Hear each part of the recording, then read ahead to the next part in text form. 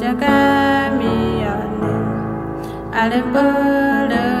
Aleboy Jagamiyane Alemyeyu Aleboy Jagamiyane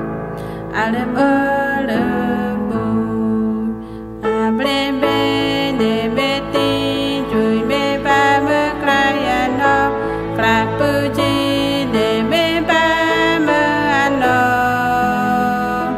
Yu me kute ami pramali kum re meya jame babi Nakamiya nalamye yu olebo Jagamiyane alem olebo Nakamiya nalamye yu olebo Jagamiyane alem olebo Ablebe ne beti Jui me ba me krayano Krapuji ne me ba me ano Yu me kute ami pramali kum re meya jame babi Ablebe ne beti Jui me ba me krayano Krapuji ne me ba me ano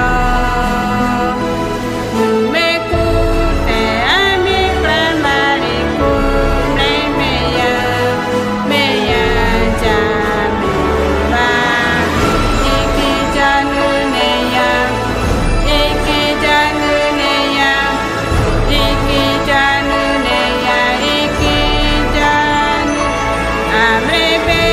ne beti Jui me ba me krayayu yare Iki janu neya Iki janu neya Iki janu neya Iki janu Ablebe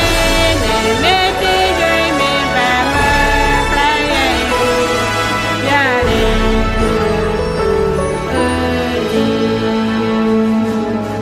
krayayu yare puji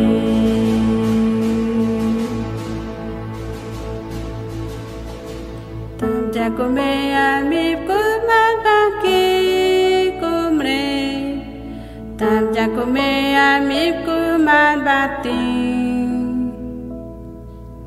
Tam jakume amip kuman baki kumre